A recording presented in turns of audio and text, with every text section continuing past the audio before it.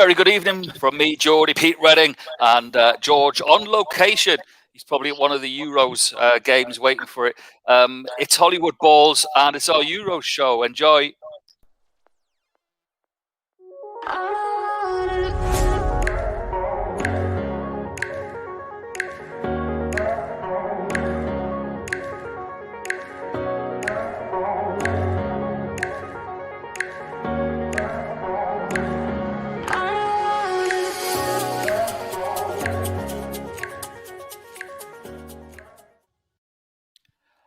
Massive good evening to you all.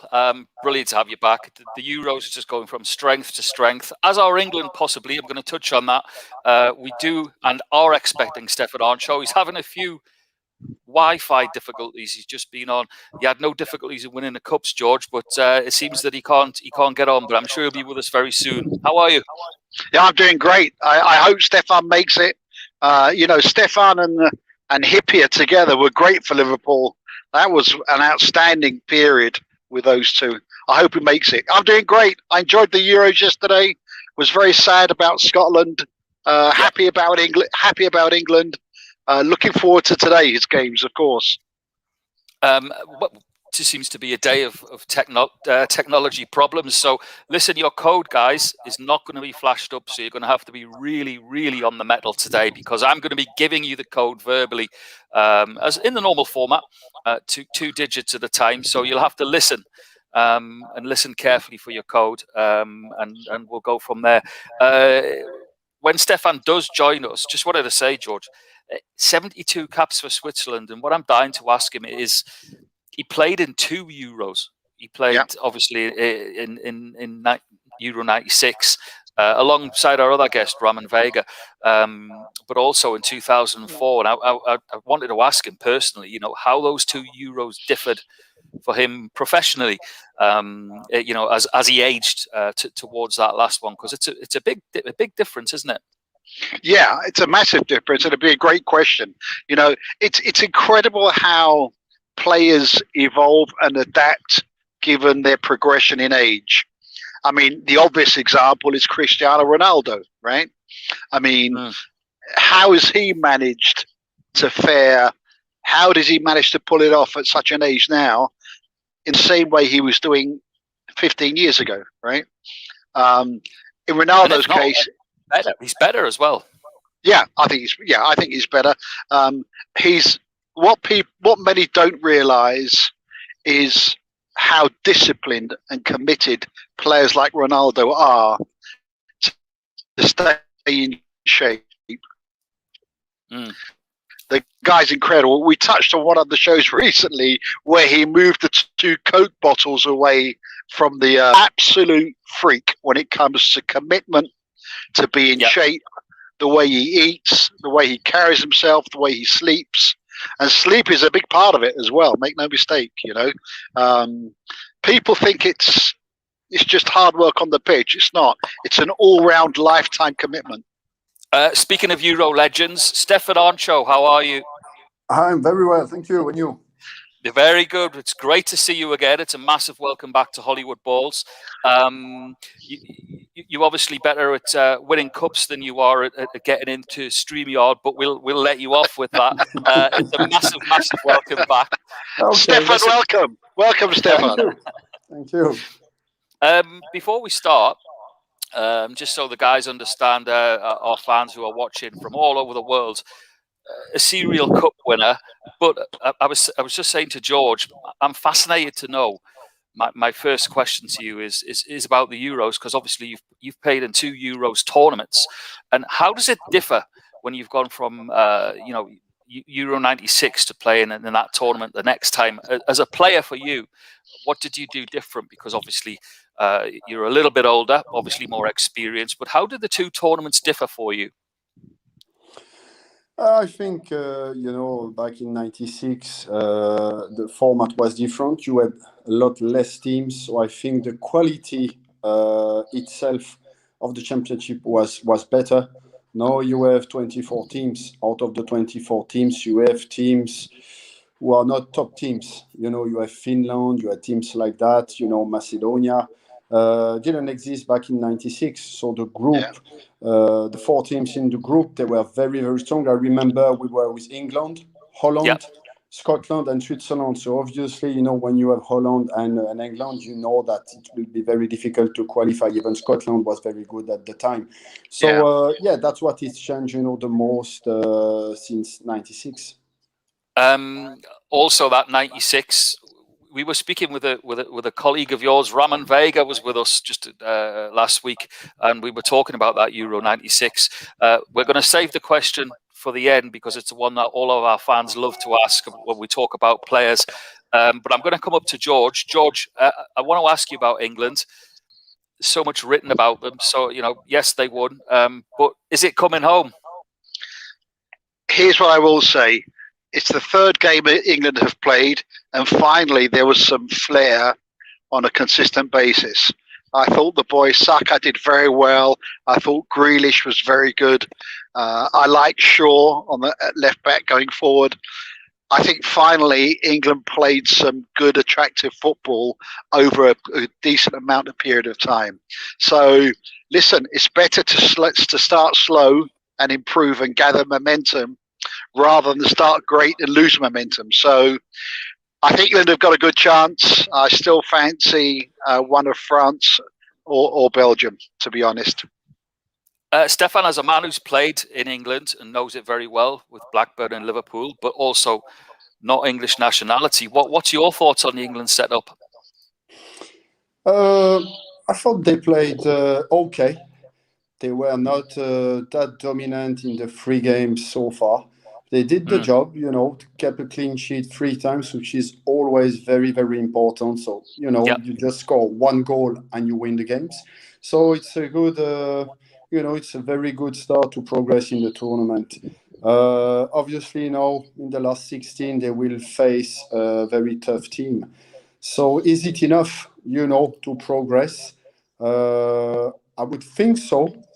Going forward, they have very top quality players who can score goals, but so far I wouldn't say that they can win this tournament. They are, like I said, they are a good team, but I have the feeling there is something missing. If I compare maybe with Italy, even with France or Germany, or team that can really go all the way and win it. So Stefan, I'm sorry, go ahead. No, Stefan, no, George. Given that you've played the tournament on more than one occasion, in your experience, if you look at Italy, they've started beautifully. 3 games, 3 beautiful games. And I think if you're impartial, you want Italy to win because it's so beautiful to watch them play, right? In your experience with this competition, is it better to start great or easier to start not so great and gradually build? Because if you start great, you have to maintain that. Which is easier?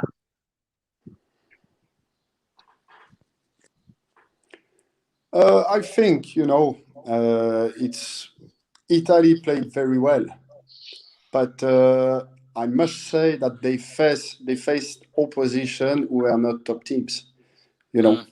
They faced Turkey, who was very poor overall. They faced Switzerland. They were not great on the night.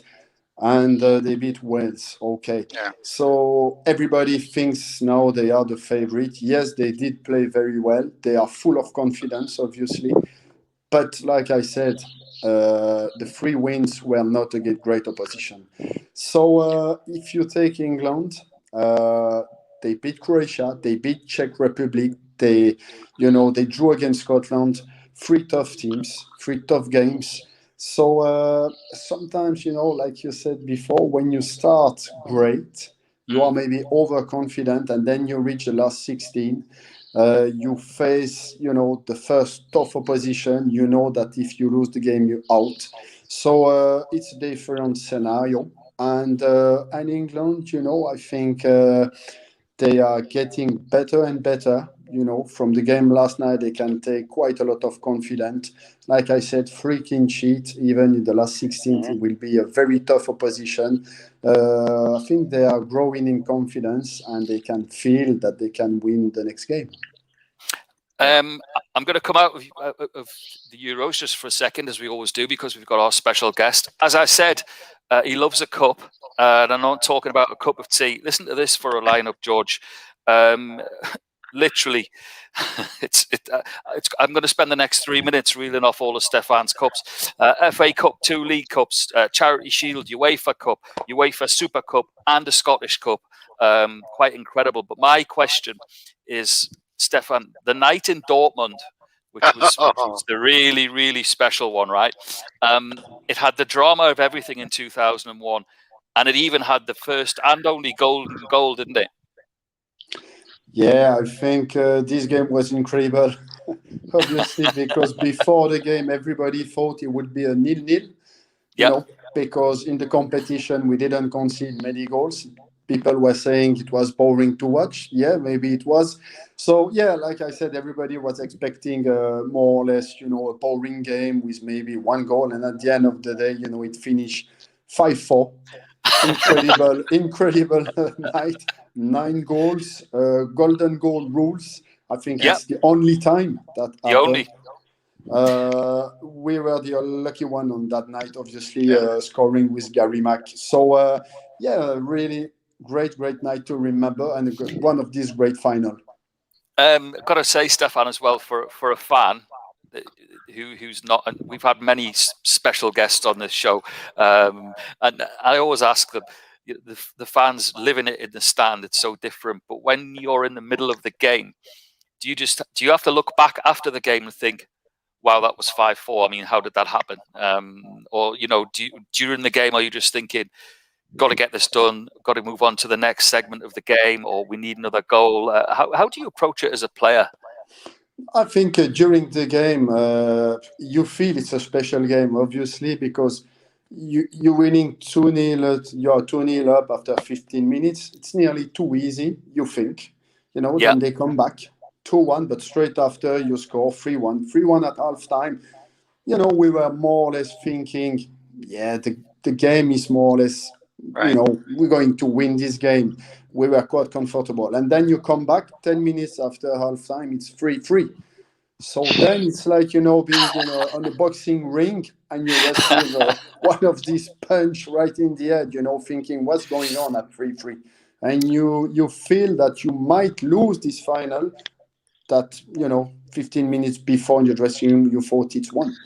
So then, we managed to score the 4-3. And then once again, you think, we've made the hard work. We score, you know, this goal. And then they came back. Once again, it's 4-4. And then you go to extra time. And then it's the drama because you feel, especially with the golden goal, one mistake and it's done. You lose the game. So I think incredible. On the pitch, it's a bit like in the stand, really. The nerve, you know, you tense. And like I said, you know that you can't afford one mistake. So you know that you are in a special game. I have to say, Stefan, it's a bit like when we were kids and we used to play football in the street, okay? And it was nearly dinner time, and it was literally, the score would be about 8-7, and it was next goal winner. That final was exactly the same, wasn't it? Yeah. Definitely. I mean, the golden goal was very exciting, but it's just so unfair, I think, right? Stefan, I know you were on the wrong end of it, but it brings such an arbitrary close to a game, you know? How did the players feel about that whole concept of the golden goal? Yeah, I think you're right. It's more or less, you know, it's unfair because normally extra time you have half an hour. And you know that if you concede one goal, it's not the end of the world. You still have time to come back in the game.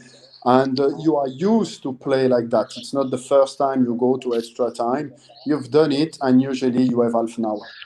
But obviously not on that night. And knowing that one mistake and you get punished straight away, we were lucky because, you know, it's a free kick. The free kick went straight, you know, straight in. Nobody touched the ball really, and Gary Mack scored. But you know, we were on the winning hand, and it was luck, I would say, on the night. Well deserved. Listen, guys, and you know Go ahead. I'm sorry. No, just for the guys who are going crazy for our first code. Okay. It's a bit different tonight because we've had a few technical issues. So you're getting me with the code. Your first code, your 2 digits are 17. TFA family 17. Sorry, George, go ahead.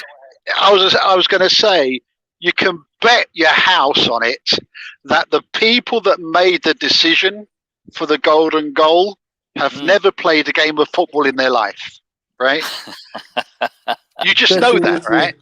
But like most of the times, they come with new rules, but they never really played. It's incredible. I mean, wouldn't it be a great idea if a prerequisite for all the senior positions in UEFA would be you have to play the game at a professional level? It's simple, right? But it doesn't happen, does it? Doesn't happen. I think now they've got Arsene Wenger at the FIFA. Yes. And he's trying, and at least he plays the game and manage obviously at the highest level. So I think it's great, to have him at the FIFA. Yeah, and he's a great footballing mind. He's a great footballing mind. He really is. Yeah. Stefan, just jumping back in. We've got there's some big games taking place today, just after this show. Sweden and Poland, and I'm looking at that and I'm thinking it's got a draw written all over this one. Yeah, I think it could, but Sweden, they've got 4 points. The way they played, I'm not a big fan, but at the end of the day, they have 4 points. They try to defend. They've done it very well so far. Poland, they lost the first game. They drew the second against Spain. It's a tough group. It's a tight group, very tight group. I don't expect many goals. No, like you said, not many goals. Even Poland, they have Lewandowski. But the way the Swedish team play, it's very, very hard to break them down and to score goals. So, I expect a 0-0 or 1-0, but not more than that. See, George, my predictions are with the pro. I'm coming to you now for Germany against Hungary because the Germans are up and running now, aren't they? Germany, what a game against Portugal. I did not expect that. They were beautiful to watch. So I think the Hungarians are better than many people thought they would be.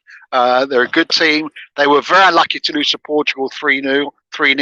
That was not a fair reflection of the game.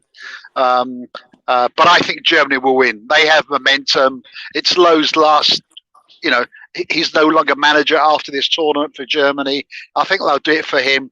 I think they beat Hungary tonight. Stefan, a massive game for Portugal tonight. I mean, and it's a huge game, and it's the ultimate tough game because if they get beat, they could be going home.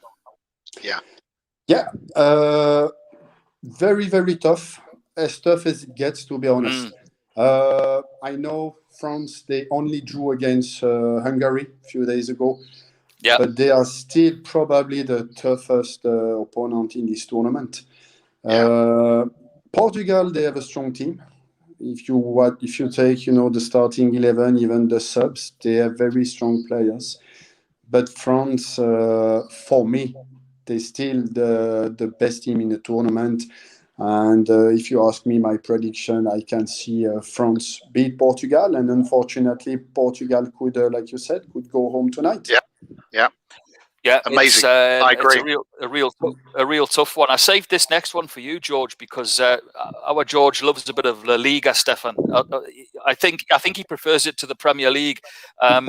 So we've got Slovakia and Spain, George. What a game! I think Spain's lack of goals, though, are a real Achilles heel for them. And I'm going to stick my neck out.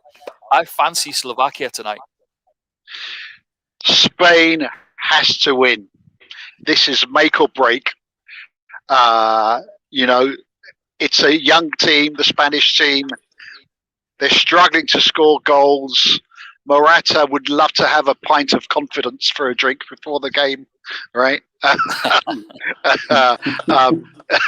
The game is all about confidence at this level. It's going to be a tough game, but I'm going for a Spanish win.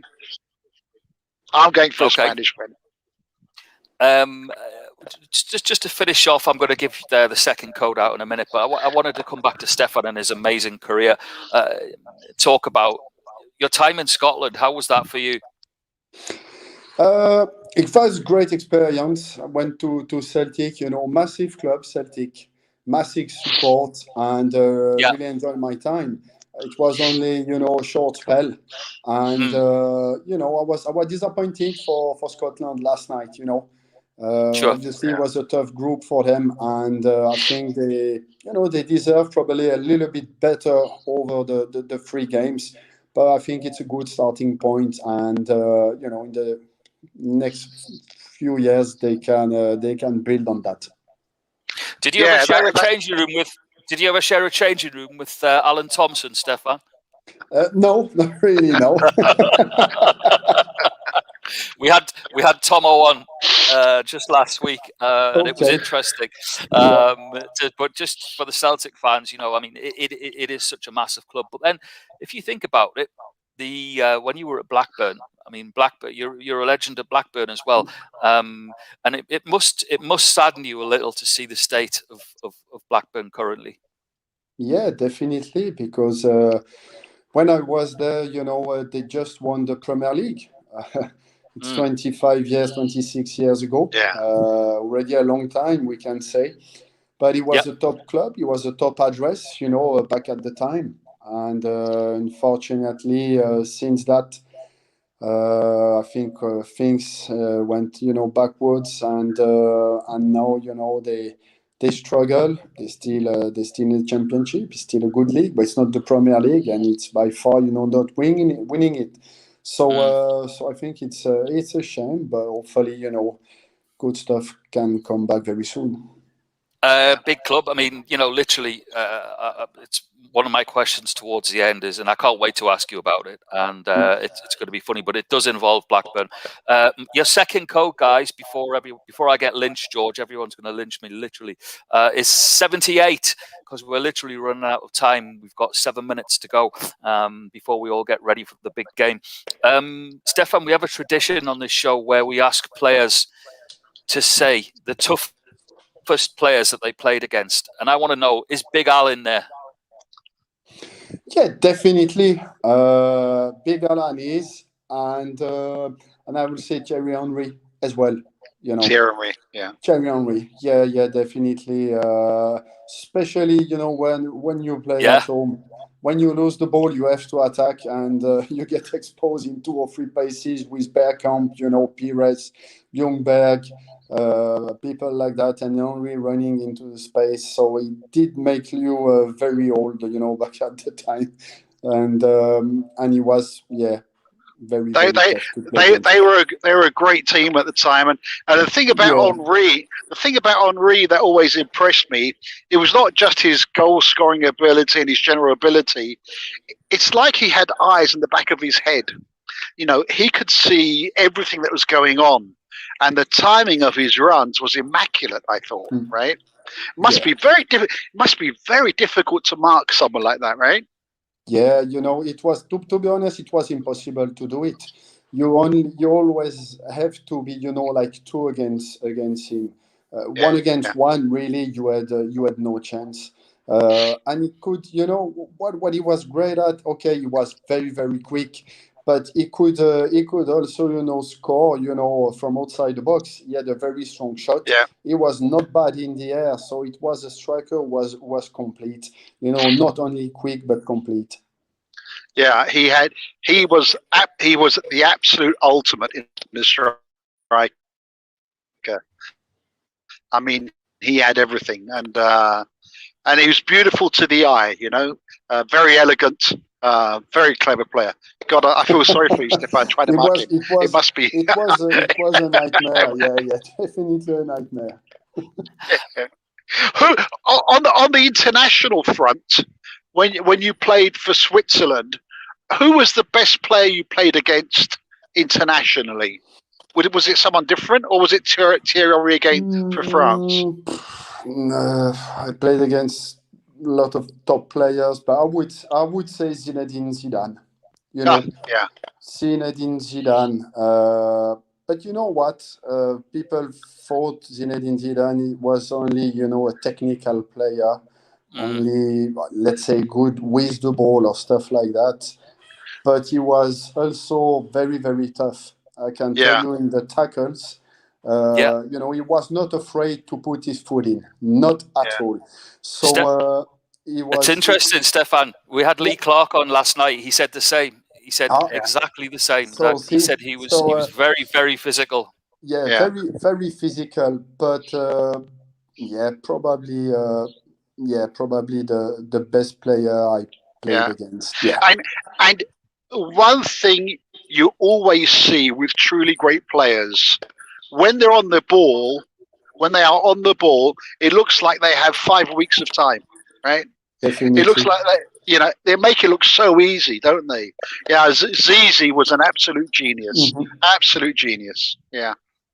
He was one of these players when you try sometimes when he get the ball, you try, to be honest, to kick him because you're fed up, because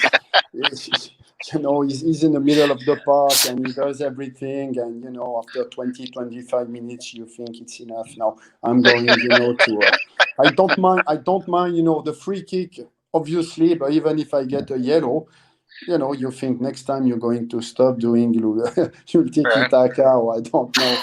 But even with him, like you said before, exactly, with top players, they see everything before. And when I arrived, to try to kick him, from behind, obviously, he could already see it. He could see me coming. So the ball was gone, a second before I was coming. So I had no chance to tackle him anymore. If not, it would have been the proper red card straight away, obviously. The ball was gone for a second. Stefan, what would it be like playing now? When you look at, you literally, you can't slide in from behind. You can't. It would be a nightmare, wouldn't it, for players from the 90s? I think it's different. If you take in the 90s, then the 2000, already the rules have changed. The referee gave the yellow card quicker, the red card. But I think you adapt to that. Now the young players, the players who are playing now, they've grown that way. They know that these rules, they don't know anything else, so they just adapt the way they play, and they make sure now, and they know that they can tackle from behind, two-footed tackle and stuff like that. Stuff that we could do in the 90s, early 2000. Yeah. David Batty would struggle this last season of this one, wouldn't he? He loved the card in the 90s, never mind now. Listen, guys, your last code is LM. So because we've had a few technical problems, your full code is 1778LM. There you go. Stefan, it's been an absolute privilege having you back on Hollywood Balls. It's great to catch up with you. Just last one, put you on the spot. Who wins the Euros? Tough one. I'll say France. Yeah. Can't see past that. And it's always great to have a professional opinion. Can't wait to see you back on Hollywood Balls. Thank you for your time again. And guys, we'll see you all again tomorrow night. Thank you, Stefan. It's been a pleasure.